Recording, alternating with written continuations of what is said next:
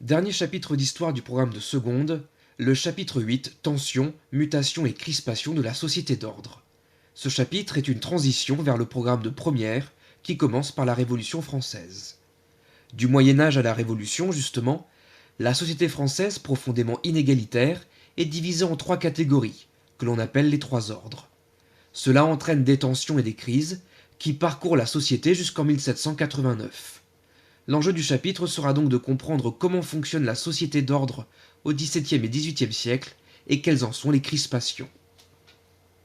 Première partie, une société inégalitaire opposant les ordres privilégiés aux tiers-états. On l'a dit, la société française est scindée en trois ordres que l'on classe par ordre d'importance.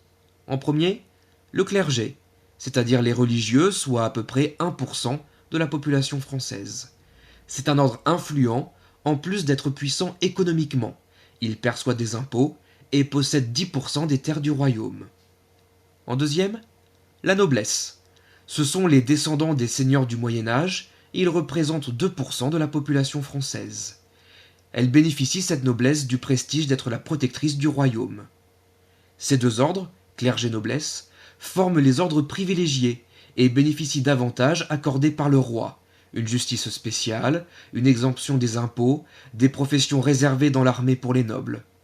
Mais ces deux ordres ne forment pas pour autant des ensembles unis, car il existe un haut clergé, lié à la noblesse, et un bas clergé, au mode de vie beaucoup plus modeste. De la même manière, la noblesse est scindée entre la haute noblesse et la petite noblesse, mais aussi entre la noblesse d'épée, les vieilles familles nobles qui sont liées à l'armée, et la noblesse de robe, souvent des bourgeois anoblis après avoir acheté des offices de justice. Enfin, le dernier ordre n'a pas de véritable nom, puisqu'il s'agit du tiers-état, autrement dit du troisième ordre. On y retrouve 97% de la population, tous ceux qui ne sont ni nobles ni prêtres.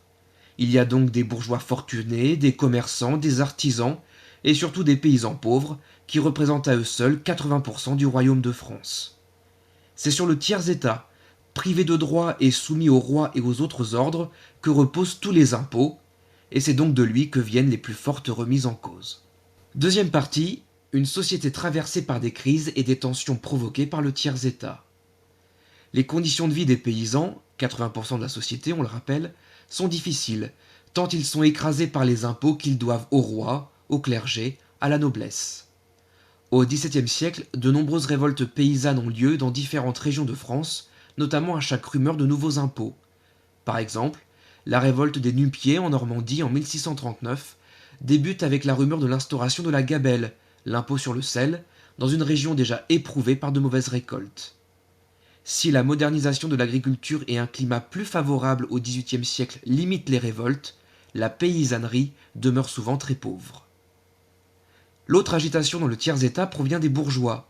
Enrichis par leur travail, notamment les négociants des villes et des ports, cultivés, favorables aux idées des Lumières sur l'égalité et la liberté, plus méritants et parfois plus riches, les bourgeois supportent mal d'être maintenus à un rang inférieur à la noblesse. L'Angleterre et les États-Unis sont perçus comme des modèles par ces bourgeois qui aspirent avant tout à s'élever dans la société française. Troisième partie, 1788-1789, de multiples crises dans la société. Ces 2 années mettent durement à l'épreuve le royaume de France, fragilisé par des crises touchant tous les domaines de la vie du pays. La crise est d'abord économique et sociale. De mauvaises récoltes entraînent une menace de famine dans certaines régions. Dans les villes, les prix des produits alimentaires augmentent, certaines entreprises licencient leurs employés. La misère et le chômage provoquent des manifestations, dégénérant en émeutes. Mais la crise est aussi financière.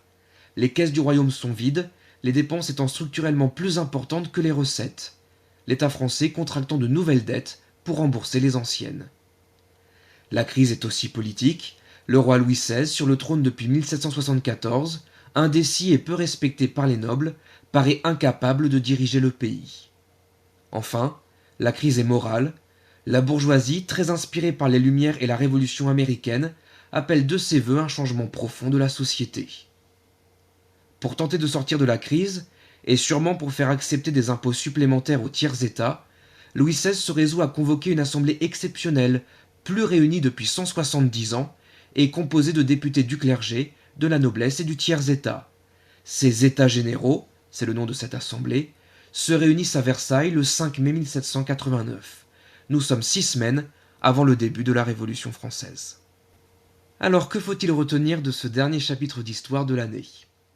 D'abord que depuis le Moyen Âge, la société française est hiérarchisée autour de 3 ordres: le clergé, la noblesse, qui forment les ordres privilégiés, et le tiers-état, représentant 97% de la population, sans aucun droit, et sur qui repose l'intégralité des impôts. Cette société profondément inégale est secouée par des crises et des tensions, notamment par des révoltes paysannes, lorsque la misère et les impôts se font trop lourds. Ces révoltes sont sévèrement réprimées. L'autre agitation vient des bourgeois, sensibles aux idéaux d'égalité et de liberté, vexés de leur statut inférieur malgré leur mérite et leur fortune, parfois supérieure à celle des nobles. Enfin, ces tensions atteignent leur paroxysme lors des multiples crises des années 1788-1789 et entretiennent l'espoir de profonds changements sociaux, cet espoir étant porté par les députés du tiers-État convoqués aux États généraux en mai 1789. Enfin, dernière chose, n'oubliez pas que l'histoire demande l'emploi de dates, au moins pour borner approximativement le sujet, et d'un vocabulaire précis qu'il faut maîtriser, savoir réutiliser à bon escient. Clergé, noblesse, tiers-état, ordre privilégié, états généraux. L'emploi judicieux de ces notions sera largement valorisé lors d'une évaluation et sera très utile à la rentrée prochaine pour attaquer le programme d'histoire de première.